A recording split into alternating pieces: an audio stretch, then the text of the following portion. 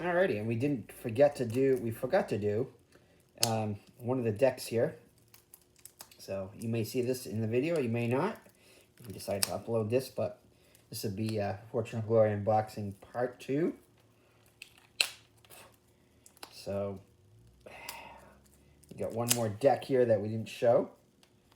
So apologize for that. Alright, we'll do one more goodness here. But yeah, these are kind of important to show. At least one of these decks anyway. So these are some of the good things in the game. Well, here we go. Oh yeah. So these are the events. So these are like in whenever you roll a 1 or other in your movement or your initiative or other cards tell you to, you can draw event cards in here. And these are normally good things. And again, it's got some text in here, which you can use either in the cooperative game or the competitive game. Yeah, so depending upon what kind of game it is, you might use it for a different thing. And it says, I don't think so. There's similar cards to this in Touch of Evil and Last Night on Earth, of course. So these allow you to cancel events and stuff. Yeah, play immediately cards like you did in those games too. This one's a bad event, so not all the events are good. Place a Nazi soldier in any 3 empty land spaces. So, and again, the Nazi soldiers sometimes show up in the mob game and vice versa. The mob will show up in the Nazi games. So they do cross paths occasionally. So those are bad things.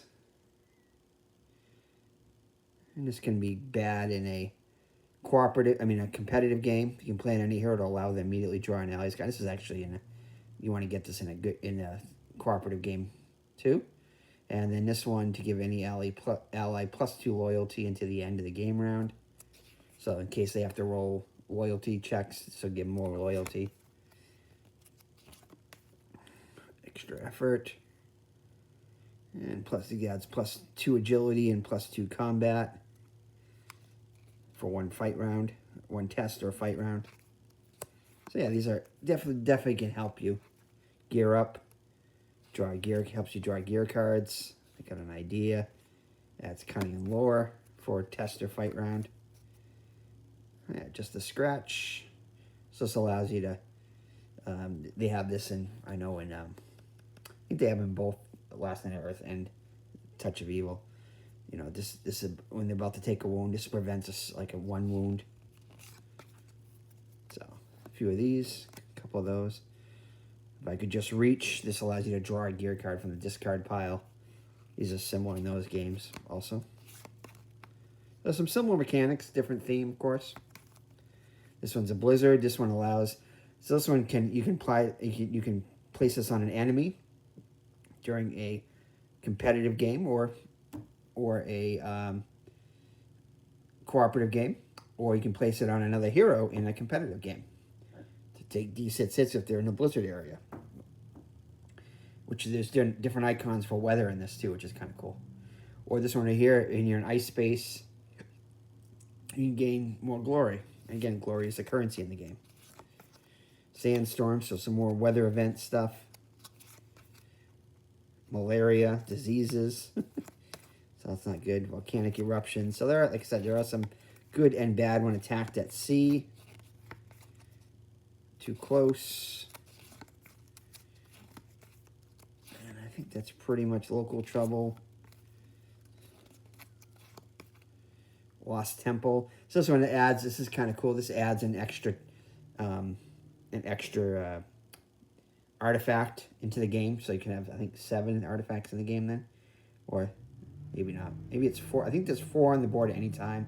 Don't quote me on that, but I'm pretty sure there's 4. But this adds like a 5th one, and I guess they give you up to F, so up to 6 possible ones you can have on the board at one time. These are extra ones, which is kind of cool. Can be cool, or it could be bad at the same time. The villains can get to them. There you go. Betrayal. Gold Fever. So you have some play immediately cards. Some of them you can play when you want to, but some of them immediately. And then another play immediately one. This is the bad one, explaining influence of the mob. And there we go, back to the start here. And then you have, these are basic, just regular location chart, nothing too exciting in this.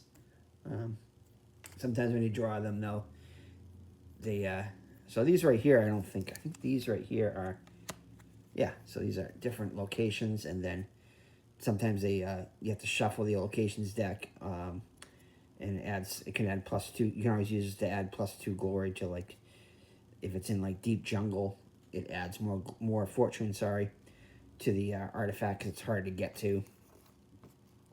And then these ones right here, I think there's other uses for these icons too, but these are different locations, Eastern Europe, and as you can see, Western Europe, just other stuff all over the world here. So nothing too exciting in here. And they do have cities in here too. You need to looking for a specific city to go to or whatever. But again, these are used just like they are in Touch of Evil. Except these are actual world places instead of made up fantasy world there of Shadowbrook. So anyway, crunchies.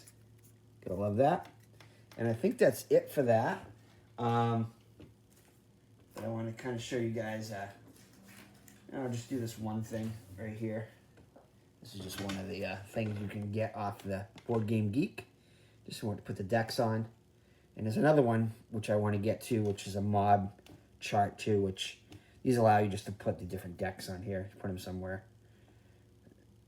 But there's another one too, which is has a villain track on it, which if they get KO'd or if they're ready, or there's a series of stages depending upon how they come back. The villains come back to the board here, which takes some time to get ready again. And then there's different things in the cooperative game which help you with that, which shows you how they collect stuff. They collect fortune a little differently. Like every time they get an artifact, they get +2 on the villain track instead of what the fortune says on there. And then they also can have different ways of collecting other types of glory, like from temples and stuff too, that I think every 3 fortune outside of an artifact adds up to 1 movement on the temple track. I mean on the villain track. And there's other things too, but these are just one of the many things, and I laminated it, which I do a lot of my stuff. But anyway, this is just one of the things I got off the internet there, and there's other things too,